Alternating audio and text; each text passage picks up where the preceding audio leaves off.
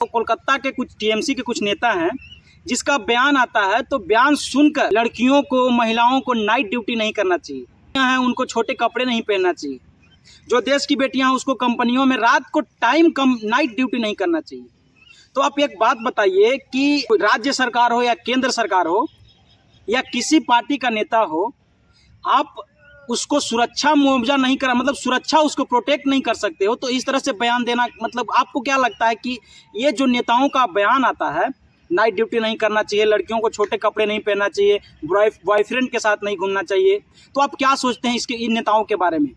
आप एक राज्य में एक माँ बेटी बहन को सुरक्षा नहीं कर पा रहे हो और फिर उस पर रोक लगा रहे हो। आप तय करो कि मतलब लड़कियों को छोटा कपड़ा पहनना चाहिए या लड़कियों को इसके साथ नहीं घूमना चाहिए, लड़कियों को नाइट ड्यूटी नहीं करना चाहिए। मतलब शर्म आनी चाहिए उस नेता को, टीएमसी के उस नेता को जो बोलता है कि महिलाओं को नाइट ड्यूटी नहीं करना चाहिए। इस देश की 100% में 50% भागीदारी महिलाएं निभा रही है, चाहे सीमा पर रक्षा करने की बात हो या डॉक्टर की बात हो। अगर देश में 90% मत कहा जाए तो 90% महिलाएं डॉक्टर है, तो क्या महिलाएं नाइट ड्यूटी ना करें? जिनको रात दिन दे कर बचा रहे हैं उनका जान ना बचाएं। आज अगर वो महिला नाइट ड्यूटी की वजह से अगर मतलब वो शिकार हो गई उस दरिंदे का, तो आप कह रहे हो कि उस महिलाओं को नाइट ड्यूटी नहीं करनी चाहिए। शर्म आनी चाहिए इस नेता को, टीएमसी के इस नेता को। इससे पहले भी बयान आ चुका है, जब ऐसे निर्भया वाला कांड आपको याद होगा, जब निर्भया का कांड हुआ था तो उसमें भी कुछ नेताओं ने यही बयान दिया था कि महिलाओं को रात में घूमना नहीं चाहिए। ये जरा सोचिए, ये सब घटनाएं घट रही है।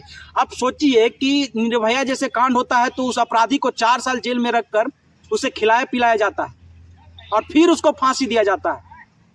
अभी संजय राय की बात करें, ये इतना दर्दनाक घटना को अंजाम देता है, इस तरह से दुष्कर्म करता है, उसके बाद उस महिला को निर्मम तरह से हत्या कर दिया जाता है और देश के नेता कह रहे हैं कि महिलाओं को नाइट ड्यूटी नहीं करना चाहिए।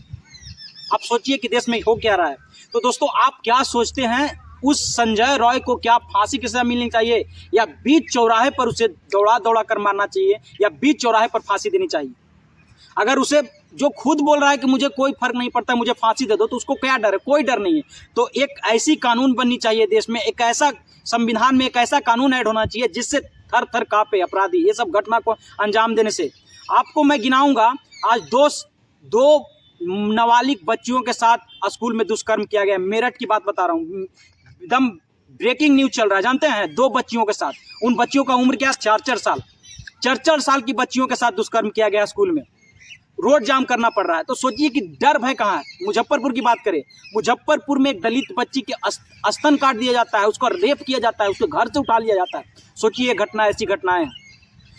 यूपी की बात करें, मतलब तमाम देश के कोने कोने में हर रोज ऐसी, आपको पता है एक दिन में 83 घटनाएं सामने आती हैं। भारत में रेप की केस 83 को घटनाएं सामने आती हैं। और अगर ओवरऑल अगर आप पूरे देश की बात करें तो समझिए कि पूरे देश में ऐसे हजारों केस आ रहे हैं। सोचिए। तो एक चीज़ नोटिस करिए दोस्त कि ये कोई सोचने वाली बात नहीं है। हमारी जो जागरूकता है ना, ऐसी घटना होने के बाद हम कैंडल मार्च निकालेंगे, रोडों पर जाम करेंगे, रेलवे ट्रैक जाम करेंगे। ये सब घटना घटने के बाद सोचिए, ये घटना घट जाता है तो हम ये सब घटना, अगर यही घटना से पहले अगर कोई बहन को कोई छेड़ता है, उसके साथ चिरखानी करती है, तो यही कार्रवाई होनी चाहिए। आपको पता है पुलिस प्रशासन भी लापरवाही जब बरतती है, अगर उसके सामने महिलाओं के साथ छेड़छाड़ की मामला उसके थाने में जाएगा तो वो नॉर्मल समझता है कि ये तो छेड़छाड़ी है। अगर यही ज़्यादा बढ़ जाए, रेपिस्ट की घटना घट जाए, तो उतावले होते हैं लोग। तो आप सोचिए ऐसी घटना पर, और सबसे बड़ी कार्रवाई जो होनी चाहिए महिलाओं से छेड़छाड़ के मामले में, ये कानून बननी चाहिए, सबसे सख्त कानून बननी चाहिए। बाकी उस टीएमसी के नेता के बारे में क्या सोचते हैं जिसने ये बयान दिया है, कमेंट करके जरूर बताइएगा। बाकी